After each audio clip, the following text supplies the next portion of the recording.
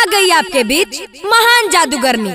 तो आप सभी दिल थाम के बैठे रहिए और अपना अपना सामान भी संभाल के बैठे रहिए। यहाँ पर एक से एक कला दिखाया जाएगा और ये चीन्हा जो दिख रहा है ना, इस चीन्हा के अंदर नहीं आना है। और यहाँ पे आदमी से जानवर और जानवर से आदमी भी बनाया जाएगा। तो ये पेट का सवाल है और कमाने खाने में कोई लाज शर्म नहीं। तो एक से बढ़कर ये कला आप सभी के सामने प्रस्तुत किया जाएगा। तो आप सभी दिल थाम के बैठे रहिए और देखिए इस जादूगरनी का एक से बढ़कर एक कमाल।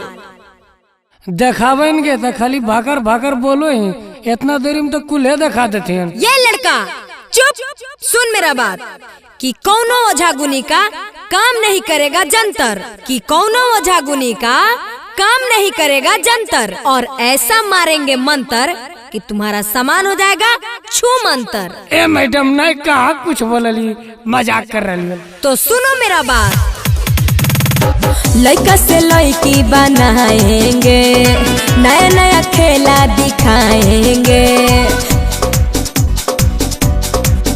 अरे लड़का से लड़की बनाएंगे, नया नया खेला दिखाएंगे। देखने को आज मिलेगा कुछ खास। तो ये बताओ उस भीड़ से यहाँ मेरे पास कौन लड़का है जो आना चाहेगा? रे जान तू ही रे। ओ भाई हमने जीवो बाप रे की कर देता हूँ की नहीं, हमरा बड़ी डर लगो भाई बात जादू वादू से। जाइन रे कुछ नहीं करते तो डर लगो जादू से जो। अच्छा तू बोलिए रहने भाई बात जाओ, लेकिन कुछ होता हो तयकर जिम्मेदारी तू ही। ए बालक कुछ नहीं होगा, कुछ नहीं। तुम आओ यहाँ पे, ये लो और इसको तुम अपने हाथ में पकड़े रहो। दिस अब तुम अपना हाथ ऊपर उठाओ। हाँ उठा लियो। तुम अपने पैंट में नाओ। हाँ ना दिए। कुछ दिखा? कहा कुछ दिख ले, बहन के लोगों प्लेन हो गए। देखा बालक कैसा जादू रहा? अगे ये जादू है गे, ये चक्कर में बहन के बियाह नहीं हमर होते, हमर सामान वापस लाओगे। देखो ज्यादा अकबकाओ मत, नहीं तो तुमको घोड़ा बना देंगे। ए जादूगरनी, ए जादूगरनी, ए जादूगरनी, सब दे विनाश, हमर सामान नहीं है हमारा पास। ए जादूगरनी सब दे विनाश, हमर सामान नहीं है हमारा पास। देखो ये जो दिए थे ये रखो और ये पकड़ो। हाँ ले ले, एगो पकड़ा ली तो सामान में चल गए। देखो डरो मत, हम सब कुछ सही कर देंगे।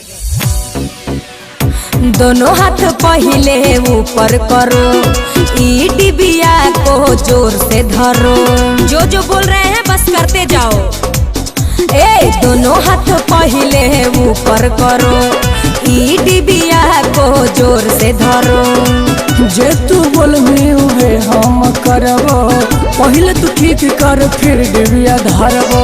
ए बाबू मन को तुम करो न उदास। ए जादूगरनी, ए जादूगरनी, ए जादूगरनी, ए जादूगरनी, सब दे विनाश, हमर सामान नहीं है हमारा पास।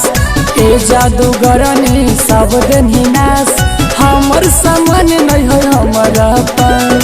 ए रुको,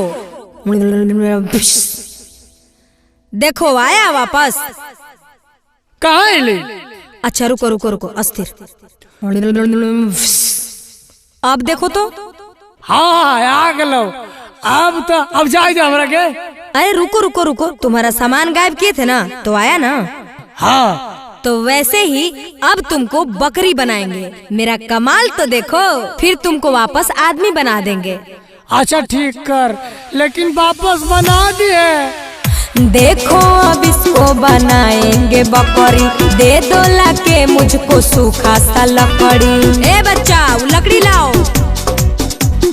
देखो अब उसको बनाएंगे बकरी, लेके दे दो मुझको सूखा सा लकड़ी। देख हमारा लग हलो डर, हमरा जाए दे अपन घर। ए रुको रुको रुको, ए काला कपड़ा लेके आओ। ओम भिस। तो आप लोग दिल थाम के बैठे रहिए, काला कपड़ा हटाएंगे और आपको स्पेशल जादू दिखाएंगे। तो हाँ, ये लड़का इधर आओ तो, और ये कपड़ा हटाओ।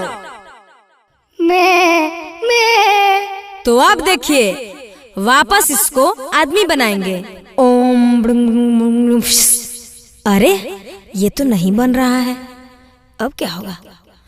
ओम बम। फिर नहीं बन रहा है, लगता है मंतरे भुला गए का। आई बाप, हमर लबरवा के बकरी बना देल गई।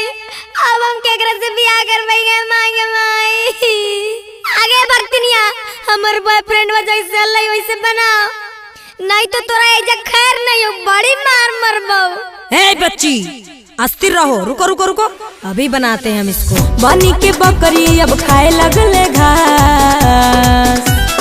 ए जादूगरनी, अरे ए जादूगरनी, ए जादूगरनी सब देनी नास, हमर लभरवा के ला दो न पास। ए जादूगरनी सब देनी नास, हमर लभरवा के ला दे न पास। रुको, अभी लाते हैं। ओम भूस। देखो आ गया ना।